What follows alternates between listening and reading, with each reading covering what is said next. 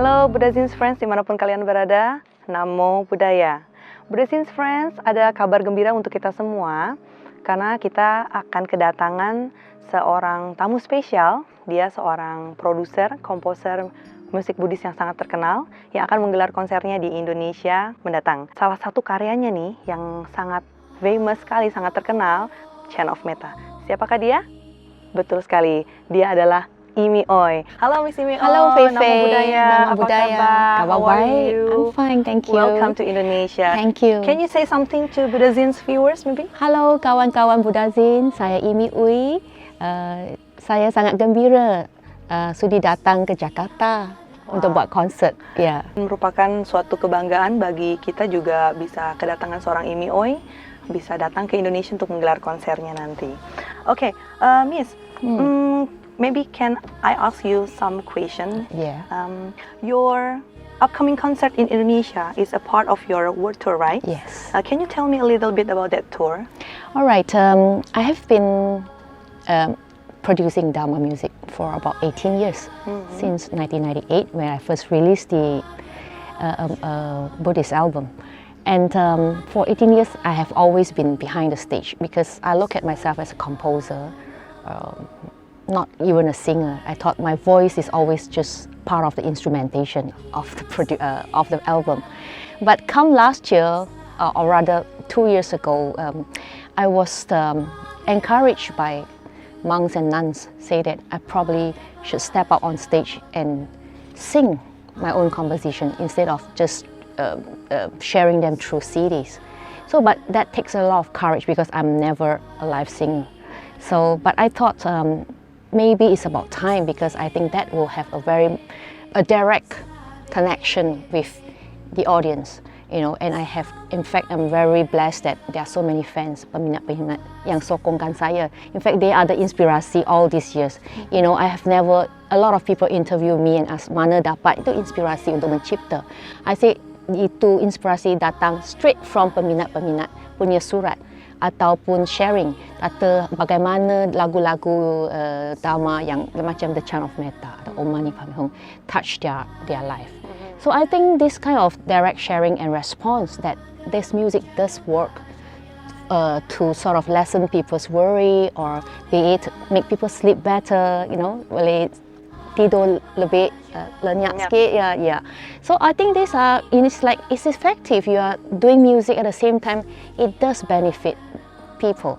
So that's why I think I have to do, you know, a live concert. That's why this world tour came about. I like to premiere in my own country, Kuala Lumpur, and I call it world tour because that is actually my vow that I want to spread this Dharma music around the world.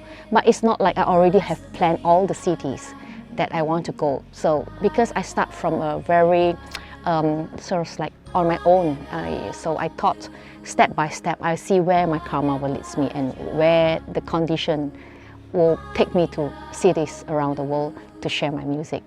So after Kuala Lumpur, the next condition that is fulfilled was Singapore, and then after Singapore is Jakarta. So I'm very, very happy that you know, friends in Jakarta is so supportive, and then yes, so Jakarta is my next. Okay, so why do you choose Indonesia as part of your world tour? Oh, it came to me because I said whichever place the condition has ripened. You know, of course, Indonesia is a place that I love to come to because I have a lot of friends here. And over the years, I dapat banyak itu surat-surat email, pertanyaan dari pemuzik, pendengar itu Buddhis di Indonesia, asking me bolehkah datang bila buat konser atau bila boleh buat sharing. So I think Indonesia was always naturally in my mind, but I couldn't plan for myself until, you know, somebody said, hey, would you like to work together? Bolehkah kita buat gabungan? Adakah intention untuk buat di Jakarta atau Medan atau mana-mana? Yeah. So I think it's not a place that I already have on my paper. Stop 3, stop 4, stop 5, stop 6. So this Indonesia just come very naturally. Yeah. Okay. So what message that you like to express through this concert in Indonesia? Okay. Tema concert saya ialah Sound of Wisdom. So Sound of Wisdom memang maknanya, sutra dan mantra. Sometimes itu language is not so important. It is what the sound that creates and resonates with your heart that's very important. So the message is very simple. We like the people to heed the wisdom of the Buddha or the Bodhisattva. It doesn't matter which lineage you are from, but you come to the concert, you may be able to just resonate with one of this song or maybe one of the music or one of the voices.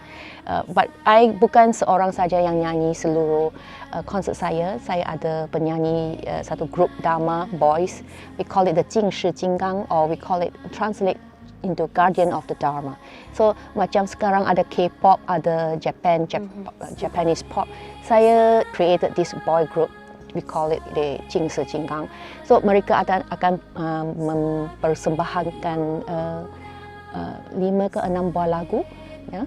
Jadi ada banyak variety dalam konser ini. So message-nya satu saja. Kalau you dapat datang ke konser ini untuk buat sharing, saya think this is a music Dharma sharing more than like a concert. I nyanyi, you appreciate. Tapi I think you can give me something, I can also give you something. So how many songs that you will perform in the concert? Okay, the whole concert will probably have about 25 songs, long and short. Yeah, me alone, I will probably sing about 10 to 12. Yeah. Okay, and it changes over every stop that I go. Okay, yeah. And will we hear the Chant of Metta? Oh, definitely. I have to sing that. Because it's very famous in Indonesia. All right. Okay. Yeah. That is a song that it has been shared very widely. I'm very appalled by how far Chant of Metta has been traveling all over the world. So this is always the main song that I will sing. The most important song, I should say, right at the end, where I have to, transfer the merits and let everybody semoga semua berbahagia. Yeah. Okay. So for the upcoming concert, what the special or new thing that differentiates with the previous concert? All right.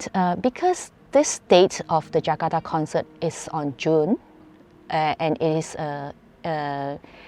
together with the Wesak celebration.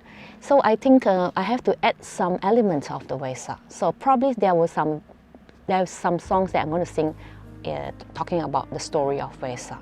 And of course the most special feature in Jakarta will be, I'll be singing a Bahasa Indonesia, lagu Bahasa Indonesia Dharma song, together with 60 youth at the end of the concert. So it is like a sharing with the people here.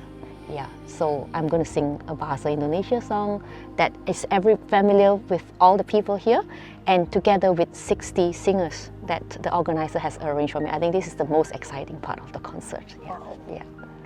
Okay, you have made many songs that inspire many people around the world. Can we flash back to the very beginning? What's the inspiration that starts everything? All right, I was a music teacher, and then this writing for Dharma it came to me as a very unexpected chance, So I made my first album that was the Prajna Paramita in Sanskrit. Somebody gave me a text and said, "Hey, could you write something for this?" Because I grew up in church music, gospel music. I think gospel music is so beautiful. But how come in my own religion there are not many choices of songs that I could listen to? And when I stumbled upon this opportunity, now I look back, a flashback, that was this day that changes my life forever. Yeah, so I did the Prajna Paramita in Sanskrit, and then I sold it to a record company, and the album just got such great rave review. And then so I was more confident that this is something that I can do, besides teaching music. And then come next the Chant of Metta, and it became even more popular. And then the Heart Sutra in Mandarin, the Xingjing, and then the Dabejo, and the Om Mani Padme Hum. Then so many one after another. And a lot of people ask me, how do I get all these texts back? Actually, I sing a lot of languages actually by request. Because once people start to notice that Dharma music can be presented, or the sutras or the mantras can be presented this way, then there are a lot of requests. All sorts of mantras, those that I have never even heard of. I have no time to even do my homework. But I thought I can always do the homework later. I just sing everything with a pure heart, with just one intention, like what Buddha has taught us. We have come to teach the world impart the wisdom, and hopefully all sentient beings can be relieved on suffering. Buddha is our teacher. We want to continue this teaching of his. So through me, I think if I can write music well, I will use music as a vehicle to ease people's suffering, if possible. Yeah. Okay. And your music is combining chanting and meditation, right? It's really something unique. So can you tell me the creative process behind the making of the song? Yeah. Okay, the creative process is nothing false on theory or education. It's just pure happiness, I can do something for the Dharma. And also it fulfills my musical creativity part of my ego, it's like, I wanted to write songs so much, but I couldn't compete with the pops entertainment industry. So what I can do is in my own comfort of my home or even a small studio, I could start writing because the Paramita went on so well and the Chant of Metta. So this is all that inspiration I need, or rather you say it's the encouragement, the power, the light, everything behind my creative journey. So I think I don't have to really search beyond anywhere, but just within the vicinity of the Dharma text itself, and just the faith that this could actually bring a lot of happiness or peace to people. Yeah. Okay. So how do you see the growth of Buddhist music in general recently? Okay, definitely it is blooming. In Malaysia, I already see so many youth and musicians or even singers. They are all contributing in their own way. If they sing well, they sing. If they write well, they write. Or people who were directors of putting up concerts. Like even this year or the last few years, more and more Dharma concerts is coming out. Or even celebration, they use music to celebrate. Because I think music is something that crosses all boundaries. There's no barrier of language or race or nationality. Sometimes it just touches you, it touches you.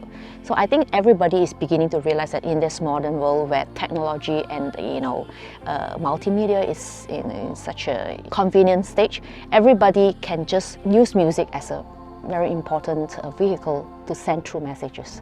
So I think this message of Dharma is definitely very well spread by music, just like what the gospel music has been proven over maybe 200 years, how gospel music has prospered. I think the Buddhist music industry is picking up very well. And I hope for more platform and supporters to build more opportunity for the musicians who are so talented and singers who are so talented, maybe can make this their full-time profession. I think the problem now is everybody is doing it either voluntarily or temporary. It's just a part-time thing.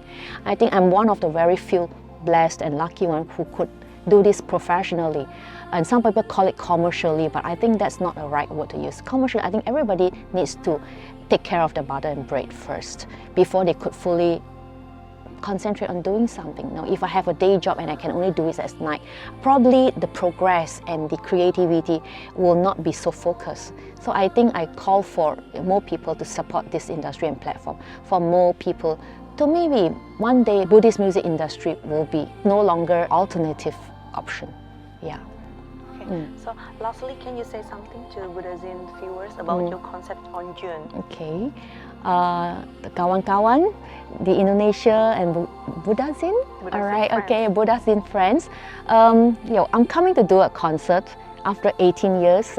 If you probably have heard the Chant of Metta or the Om Mani Padme Hum or the Tisarana, maybe you can come and sing along with me. I call this concert a Dharma sharing concert. It is not about me, but I happen to be the singer and the composer. I'm here to share with you, bring upon to you the sound of wisdom from what our teacher, the Buddha, has given us such a auspicious life that we could be born in this earth, this world, to heed the Dharma. So please come, and I hope to see you.